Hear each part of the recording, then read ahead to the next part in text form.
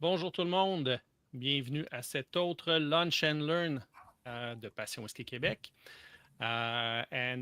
Today we have Fionn Cox, founder and owner of New Era Spirits. So thank you for joining us, Fionn. Good afternoon.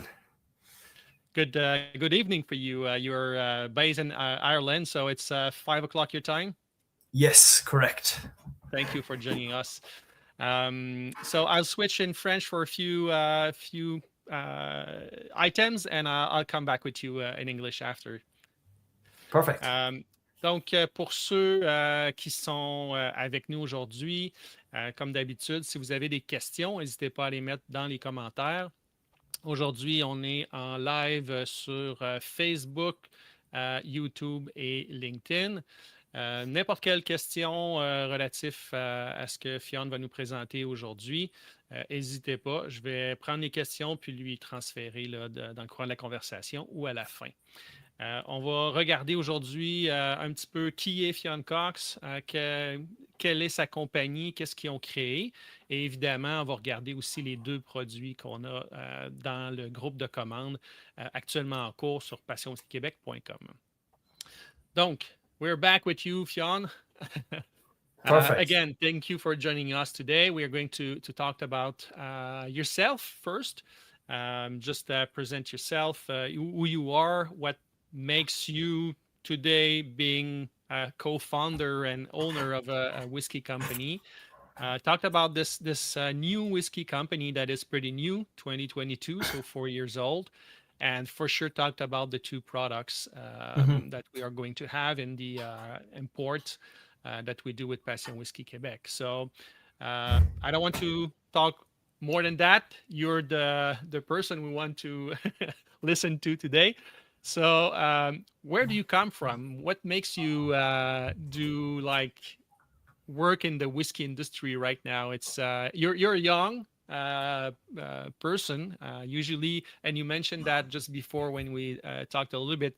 Usually in the whiskey industry, it's old people like myself create new companies or whiskey brands or things like that. So it's really interesting to understand where you come from. And yeah, go ahead. 100%. Yeah, well, thank you very much for the time, Eric. So my name is Fionn Cox, and I'm the co-founder of this brand, Element Irish Whiskey. My own background, I studied food marketing and entrepreneurship in university in Cork, which is Ireland's second biggest city. And it was really here, Eric, I fell in love with Irish whiskey.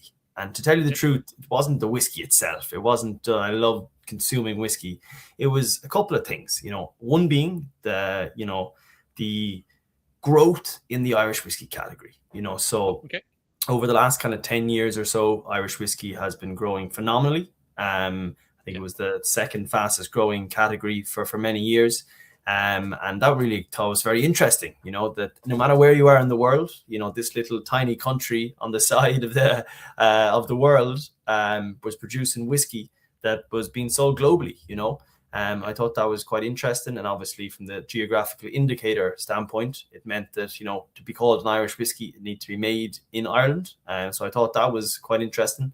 Second piece was around the innovation within the category, like Irish whiskey, for the most part, it's a world of history and heritage and tradition. Yeah. Always name place names and family names. And when you kind of look at the marketing, it's primarily targeted towards, a male audience, but more of a historian, and I think when you look at the data, there's a kind of a new era consumer emerging around Irish whiskey, and that is, male and female, but also, consumers who grow up in an era of, authenticity and transparency. And sometimes I think the marketing jargon, they could probably be developed on ChatGPT. It doesn't really hit home, so we really want to pride ourselves on doing things differently, being very authentic, being very transparent around our products. And that's really, where Element Whiskey was born. So I put together a few slides, so I might just run through a few little bits on that if that suits you. Kind of probably touched at it already as to, who we are. but also then, the innovation and the open innovation concept that we have kind of coined, as well as then, our fabulous whiskies and a little bit more on them. So, as I mentioned there, we wanted to create something new. So when we kind of got in looking at Irish whiskey, I met my business partners, and we started, working out, number one, what we're going to do, and number two, how we were going to really do something different, and to tell you the truth, Eric, initially we thought we would build a distillery. And, we're very, very lucky these days we didn't go that route. But we started looking at the blending and the bonding and how all that works around the cask finishes and things like that. And, if you look at how whiskey is made, it always follows the same process that is, a master blender, usually, a single guy or a team of people who pick out the blends, and then they kind of come back and tell you, this is the best because we did this. And, one of my core business partners is a tech background, and we started exploring open innovation. And really what it is about using the power of the crowd. So essentially, instead of making whiskies internally, it's about looking externally and collecting data and feedback from, various different stakeholders. So I'll talk about that a little bit more in a second. But, us as a brand, we were premium, we're contemporary, and also innovative in the back end, not just a good looking bottle. We wanted the identity to kind of match what was going on in the background. So, why we exist, I think I probably touched off this, but definitely that new era consumer. I kind of mentioned that there was a big growth in Irish whiskey. And if you look at who's really consuming Irish whiskey, it's the male and female. And, they'll care about things like authenticity and transparency. And that was really who we wanted to kind of target. The how is in regards to the open innovation process to try and collect data and feedback from many different stakeholders. And the output, the what, it's a smooth, accessible, versatile portfolio of Irish whiskies that always has an innovative twist. So there's always something, cool or something different to add that complexity onto, some of the flavor profiles, which we'll get into. So a little bit more on the open innovation. I won't bore you completely, but really what, as I said, it's about looking outwards. So, not having an internal team. And we follow a kind of a 6-step process, which looks at listening to the community, the feedback, identifying the different trends. We then develop the prototypes with our partner distillery. We send out little samples, we test, we get feedback. In some instances, Eric, we actually sent out a pipette and we asked people to blend their own with the samples and give us back their feedback blind initially. Then we tell them what the casks were, how does that change? We gather up all this feedback and we release. And, this is kind of something that's new within the whiskey industry, but, it's a concept born out of technology, the idea of open source. See some giants there on the bottom, the likes of Apple, Ben & Jerry's and Lego.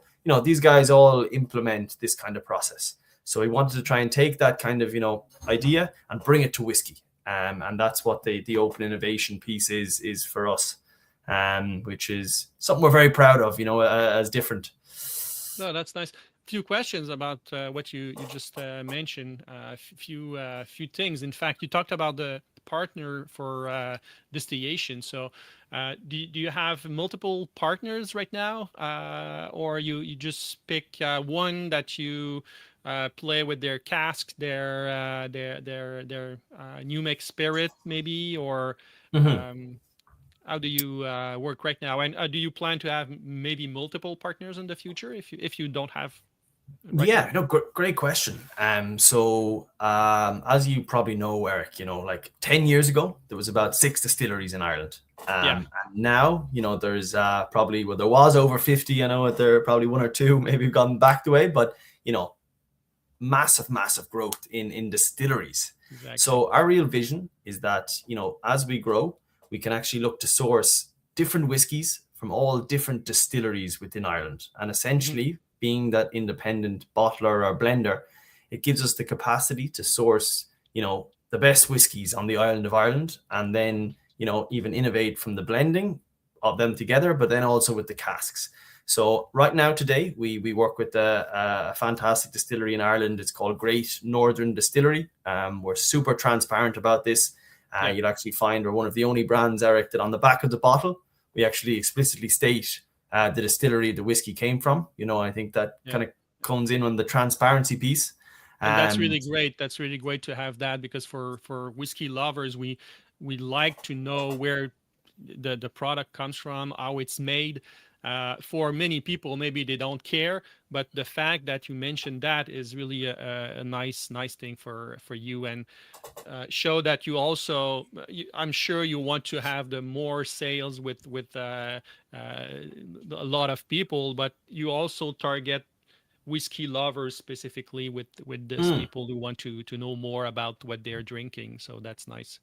Yeah, no, 100%, and I think definitely the concept around, the open innovation piece, but also the innovation within the blending and bonding, it's something new, and I'm definitely, think it's good to be transparent. We're not trying to hide anything, which I think is good.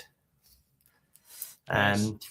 Super. So just a little bit on the production process. I won't bore you on how to make whiskey, but there's the steps. And I think, again, in being very transparent about it, we innovate on the final two steps, which is really that maturation in regards to the casks, and then the blending of those casks. So, I think I probably touched off it there, but the idea is that, we can source any of the kind of, different styles of Irish whiskey, and then we can play around with blending different casks together, blending different ages together, and in the future we hope to definitely work with blending different distillates from different distilleries together. And I think as well, I probably might have mentioned kind of off the call, Eric, but again, if you look back at the history of Irish whiskey used to be huge, and then over time, due to several factors to do with trade wars and all various famines and things like that, the industry really shrunk, and only over the last 10 years a renaissance has really happened, and that's where the growth of distilleries. But if you look at, say, somewhere like Scotland, where the whiskey industry is much more mature, there's a ton of independent bottlers and blenders, working out of different distilleries. But in Ireland, it is only a handful really working on this model. So I think that the future looks really bright. And in order to innovate within the category, it needs guys like us who come in with a different kind of, vision on it, and taking it into creating something, new without creating the distillate themselves. So definitely that piece of the maturation and the blending is where we pride ourselves on the innovation, which is cool. So a little bit on the sorry, Eric, go ahead. No, that's fine. And do you define yourself more like independent blenders? I can imagine, because you really, in that case, just use one source of whiskey, and then you play with different cask, and the independent bottler, I would say not all, but many of them are really proud to say it's a single cask. It's one cask, so they don't blend things for a lot of them in Scotland anyway. So yeah, do you think about yourself more like an independent bottler or independent blender? Yeah, good question. I think everybody understands independent bottler when you say it. Yeah. They're like, okay, you don't distill it, but you do something, unique. But definitely within the blending piece, I think that probably maybe is a term we probably should use, Eric, because it is to do with the blending as well. But definitely, I think, as I said, taking different distillates, different casks, different ages, different styles. And, I was amazing to learn, Eric, as well, obviously, when I got into the business, about how small changes in the composition of the whiskey, for example, a 5% sherry swapped out with a 5% Pedro Jimenez cask, like the impact that can have, so really when you look at, like, say if you have 4 casks of whiskey and you look at changing, different proportions and percentages, you can really come out with like an incredibly different result, and that was really interesting when we did our open innovation process on the single malt. There was very much different feedback from different people. But, even just blending the 5% differences can have a huge impact on the final result. So I think it's super interesting. You can get really, really nerdy on it, on how it all works. But definitely, I think it's a massive world out there on what can be done with where we stand at the moment within the Irish category.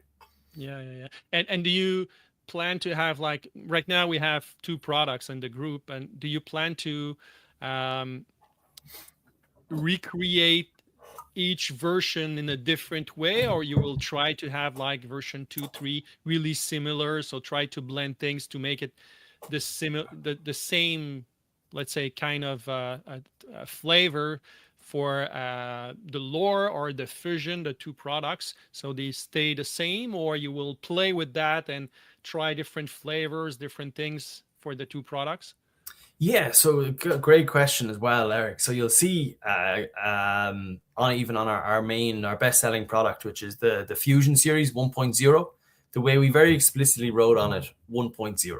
And the idea here is that it's like software. So, in the future, if we want to take the recipe of this blend and make some small adaptations, for example, if we changed out the stout component and we added an IPA cask, and what we do there is that it would be still the Fusion Series, but it would become 1.1, and it's like software where it's updated. But if we were to create a brand new blend with different characteristics, different whiskies, that would become release 2.0. And the idea is that you can make small changes, but keep it within the same category. Again, to be very transparent, Derek, we're still very small. So the idea that, having a warehouse full with 25 SKUs under the same thing, we haven't got there yet. So we have our core range, and then we have many different creations in the background. My office here has bottles like this with different blends, and we think as we grow, we will make variations to the existing, but also look to create some, new whiskeys. Awesome. That's great. Yeah. Cool. So just about the whiskey then, I think we touched off it here. So we have 2 kind of core products in our range that are available to purchase. The Fusion Series, this is our first release. It was our first kind of try at the open innovation. We went out, we spoke to bartenders, industry people, experts, whiskey societies. We gathered feedback. It was very messy, to be honest. It was a big Excel sheet with all different data pieces. And then we went to the distillery and we said, look, this is what we want to create. And to tell you the truth, Eric, it was a huge success. So we were really, the feedback was incredible. The idea without the master blender was quite interesting, because I know some purists might say, hey, without a master blender, can you make good whiskey? We also submitted this, Eric, into some of the whiskey competitions, and we received, 92 points at the ultimate at the the IWSC, which is in San Francisco, and then also like 93 points, I believe, at the Ultimate Spirits Challenge, that ranked us in the top 5 of blended Irish whiskies. So it was really showing that the open innovation concept worked. And that proof of concept really kind of allowed us to drive on with that. So really great whiskey. It's a blend of single malt and single grain. We use 4 different casks. So you have the kind of the sweetness and of the kind of ex-bourbon barrel, but then you have some kind of bourbon characteristics coming through with the Virgin American oak. And I think the Irish stout cask then kind of really gives a nice balanced kind of toffee flavors coming through on the bottom. So what we've really kind of done here, Eric, again, is we've built on what Irish whiskey typically is, and that is the ex-bourbon and the Oloroso sherry. So they're the kind of the most common cask used, and we've added complexity with the virgin oak, bringing that vanilla sweetness, and the Irish stout. And yeah, really great whiskey. And I think the versatility is something that's amazing. It could be consumed neat on the rocks, or mixed and in a cocktail, and me personally, I don't like mixing it with drinks like Coca-Cola, to be honest, but if people like to do it, it does hold, maybe on a hot day when it's like ginger ale, I go as far as, but really, a very accessible and versatile whiskey that we have. Yeah, and what is really nice also for us is the price here in Quebec is really accessible also for people here uh, who are listening to this. It's around $100, so it's pretty accessible compared to other new companies, new products, first release that are sometimes more like around $200 for their first release. So that's really nice to be able to access it at this price. Yeah. Mm-hmm. Mm-hmm. Super. So yeah, for the cask for this product, basically, do you have like the proportion, or I'm going too much in the detail and you don't want to share that? No, I do, absolutely. So what we have is it is 85% grain, and it is 15% malt. And again, Derek, to get into the intricacies of it, we actually use 5 different casks, but it's Okay. of 4 different types, because the Virgin American oak cask is used twice, one time Okay. on the grain and one time on the malt. And what we have is the ex-bourbon represents 30%. The Virgin American oak grain component represents 55%. And then we have 5% malt in Oloroso, 5% malt in Irish Stout, and 5% malt in the Virgin Oak again. So there's kind of 5 whiskeys are used, if you like, Yeah. in the blend. But again, totally transparent, and putting the recipe out there, if you like. Yeah, no, that's fine. And in fact, for whiskey lovers, we know there are so many parameters. So even if we have the recipe, if we try to do something like this, it will not taste the same. We don't have the same access to the new make. Each cask is anyway different. So Mm-hmm. yeah, so it's really nice to sharing that kind of information. It for whiskey nerds like we are, it's nice to have that. So we try to taste your ingredients in the Mm-hmm. bottle than in the whiskey. So that's nice. Thank you for sharing that. Yeah, so this is the fusion, and you have also and we have also the chance to have the lore series that is a bit different. Yeah. Yeah, absolutely. So this is our Lower Series single malt.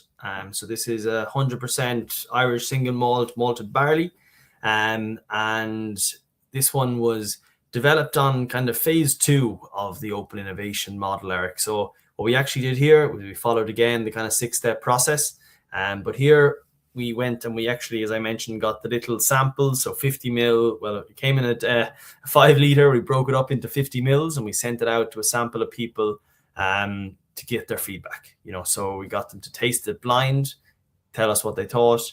Then we told them the casks, what do you think, to eliminate that bias. And then we actually asked them to blend their own based on certain parameters.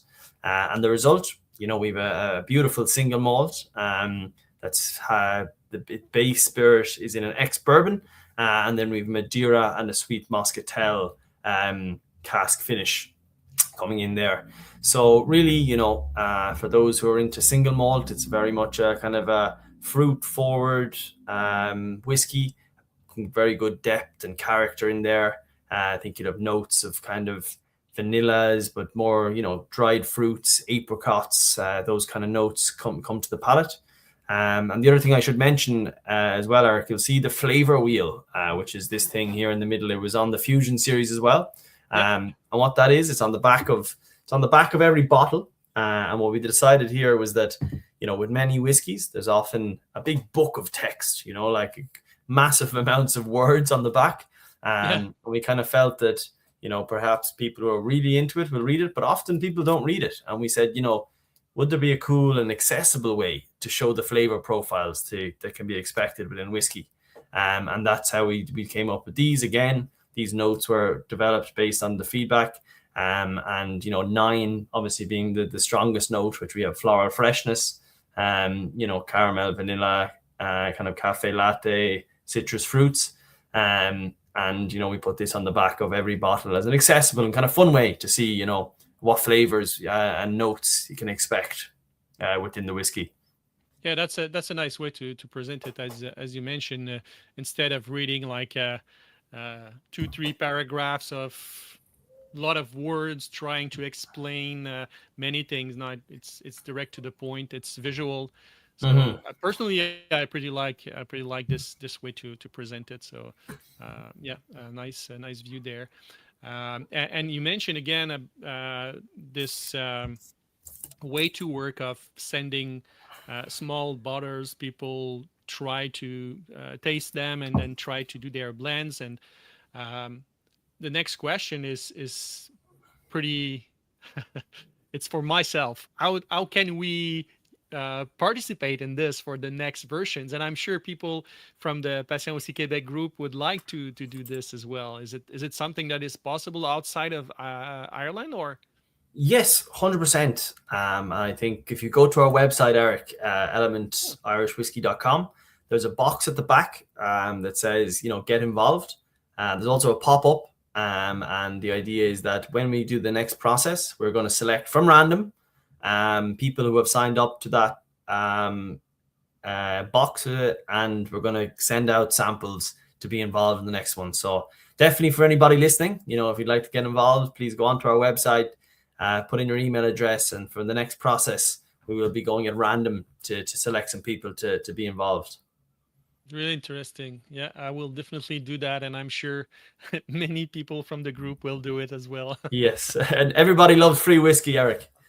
Oh yeah, for sure. On top of that, for sure. But just to participate in this process, it's nice too. And probably we will learn a lot from there as well. So yeah, that's pretty interesting. Great. So yeah, we do have access to these two products, so that's really nice. I'm really looking to taste them and see by myself how you make it happen yourself and the group make it happen. And am I right to say that we can expect a little bit more flavors than usual Irish whiskey with the use of different cask and everything? It's not what we usually expect from an Irish whiskey. It's really smooth and not a lot of big flavors or different things in there. It's pretty, yeah. I don't like to use the word smooth, but more on the floral notes basically, and not a lot of other things around. Am I right to say that?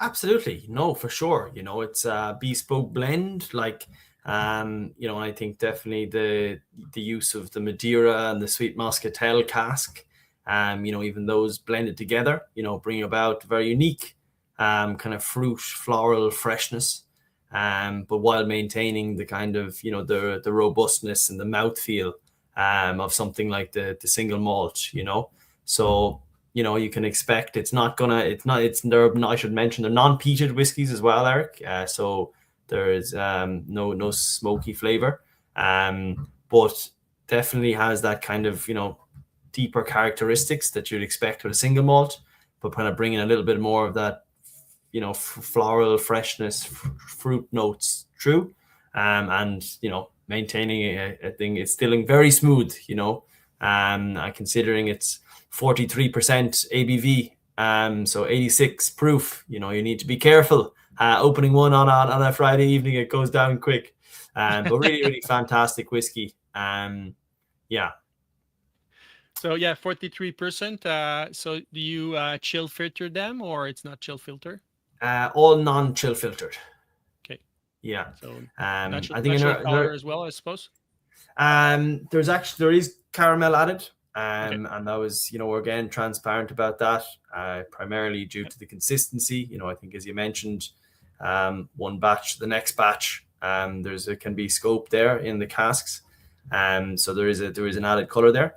Another thing I should actually mention, Eric, is that when we brought out the lore series at the very start, it was hand numbered. So we did a batch of like around 500 bottles of whiskey to test, because it was, very much, again, following this kind of innovative approach.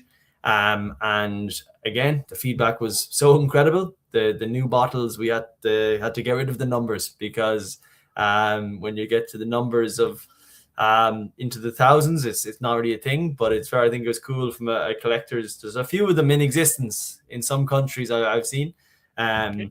you know, that the hand numbered. But again, I think it's showing the quality, you know, that it was a test, and that's something again where we're very much proud to do. It's that, you know, we're happy to test out something, you know, release it, see how it goes, gauge feedback. If feedback is positive, you know, it might come to our core range. And if it's people are like, you know, I think could be better, we go again and we try and we experiment and create new things. But I think it's an interesting one as well. Nice. Yeah. Yeah. And yeah, time flies. It's already 30, almost 32 minutes, but few more questions for you. So the bottles that we will get here in Quebec with that group, are they the first one that you sent to Canada, or there are some you already have some customers here, or get some orders from other provinces, or? Yeah, so they will be the first bottles ever in Quebec. We did get a special listing with the LCBO in Ontario for the Fusion, and there was some good sales there. But regards to the lower series, there will be the single malt. These will be the first ever in Canada. We've never had a bottle of this in Canada before, so definitely something special. Absolutely, absolutely. We like that. We like that. Yeah, Uh, yeah. and do you plan to come in Canada or Quebec province in a near future to meet people, to do tastings? Is that a plan for you? Absolutely. Yeah. No, I definitely think that it's in our sights. We've have some other markets and various things that we'd like to get involved in, but definitely, you know, I think in the near future, we'd hope to get out there. And, you know, we also have ideas, Eric, of building whiskeys for particular countries, you know, our states. You know, we could go to Quebec, we could get you guys together. We say, hey, let's build a whiskey based on, you know, the palate of Quebec and use that to create Irish whiskey. So we've lots of ideas in the background, you know, maybe too many sometimes when you're a startup business, but absolutely, Eric, you know, I think we want to get over there to Canada, and, you know, I think anybody who picks up a bottle and shows the support will definitely have them in the future, you know. That's nice. That's nice. We will be happy to have you here and do some tastings with the group for sure. If it's in your plan, let us know and we'll organize something. So yeah, so thank you very much for your time. It's really appreciated. We learn many things from you and your company. I'm sure we can talk for another hour about whiskey and the industry, and I still have many questions, but we have to stop for today. And we can maybe do another lunch and learn like this with you in the future for the release 1.2 or the release 2.0 Yes. or something like that when we do another order. So again, thank you very much. Really appreciate it. And we are looking forward to send you this order and taste these products. So thank you, Fionn. Absolutely. No, appreciate your time, Eric. Thank you very much. Thank you.